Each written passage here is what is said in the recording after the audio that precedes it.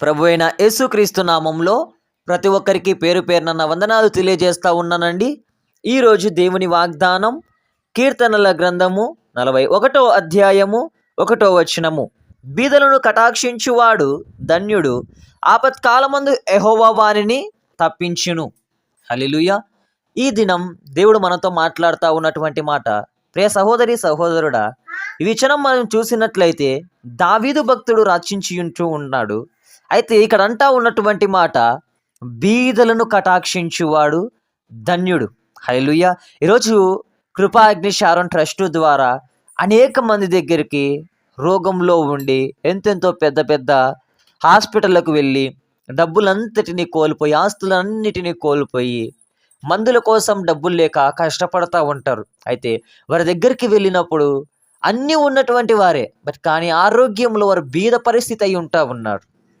అయితే అటువారికి సహాయము చేస్తూ, లోకంలో మతిస్మితం లేకోకుండా ఎలా అంటే అలాగా తిరుగుతా, బొచ్చంతా పెంచుకొని బట్టలు మార్చుకోకుండా ఉన్నటువంటి వ్యక్తులకి దేవుని మహాకృపను బట్టి చేస్తూ ఉంటాము. అలాగే భోజనాలకు లేక గుళ్ళ దగ్గర, మసీదుల దగ్గర ఎందరో రోడ్లం పడి సాధువులైతేనే ఇలా తిరుగుతూ ఉంటారు, ఆహారం కూడా లేకోకుండా.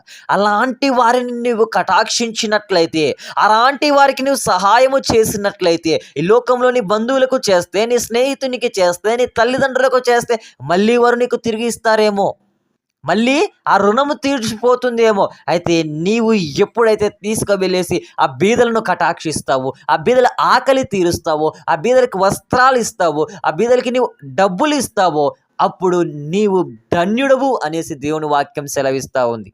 హల్లెలూయా. ఈరోజు నువ్వు అటు రీతిగా సహాయం చేస్తూ ఉన్నట్లయితే నాకేం మేలు అనేసి నువ్వు అనుకుంటా ఉన్నావేమో ప్రియ సహోదరి సహోదరుడా. ఈరోజు రోగం లాకోకోకుండా, ఆ స్థితి లేకోకుండా దేవుడు నిన్ను కాచి కాపాడుతూ ఉన్నాడంటే కేవలం ఆయన కృప మాత్రమే. హల్లెలూయా. ఈరోజు నువ్వు నమ్మి విశ్వసించినట్లయితే, యేసే నిజదేవుడు అనేసి నువ్వు ప్రార్థిస్తూ ఉన్నట్లయితే, ఇక్కడ దేవుడు సెలవిస్తూ ఉన్నటువంటి మాట, నీవు బీదల్ని కనుకరించి అటు రీతిగా చేస్తూ ఉన్నట్లయితే నీ కుటుంబంలో అపాయమేమీ రాకోకోకుండా, హల్లెలూయా, దేవుడు నీకు ఏ ఆపత్కాలమందు కూడా, హల్లెలూయా, నువ్వు జాబ్ విషయంలో కోల్పోయే స్థితిలో ఉన్నా, నీ యొక్క వ్యాపార విషయం పడిపోయేటువంటి స్థితిలో ఉన్న, నీ గర్భఫల విషయంలో ఎలాంటి ఆశ లేనప్పటికీ, నీ యొక్క స్థితి కూరుకుపోయినా, నువ్వు గుంతలో పడినప్పటికీ కూడా యోసేపు వలె లేవనెత్తేటువంటి దేవుడు అయి ఉంటా ఉన్నాడు. హల్లెలూయా. ఎట్టి రీతిగా ఈరోజు నువ్వు అవమానించబడతా ఉండొచ్చు, నువ్వు ఎగతాళి చేయబడతా ఉండొచ్చు. అయితే నీవు ఆపత్కాలమందు సహాయము చేస్తూ అనేక మందికి నీవు వెన్నుండి ముందున్నటువంటి బిడ్డగా ఉన్నట్లయితే, నీ యొక్క ప్రతి ఆపత్కాలమందు కూడా దేవుడు సహాయము చేస్తాను అనేసి దేవుని వాక్యం సెలవిస్తూ ఉంది. హల్లెలూయా. ఈరోజు అటు రీతైనటువంటి సహాయము ప్రతి బిడ్డకి అనుగ్రహించబడును గాక. ఆమేన్. దేవుడు అటు రీతైనటువంటి ఆపత్కాలములో వారి మొరను ఆలకించును గాక. ఆమేన్. దేవుడి వాక్యమును దీవించును గాక. ఆమేన్. ప్రార్థన.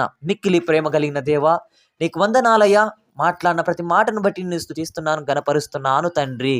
ఆమేన్.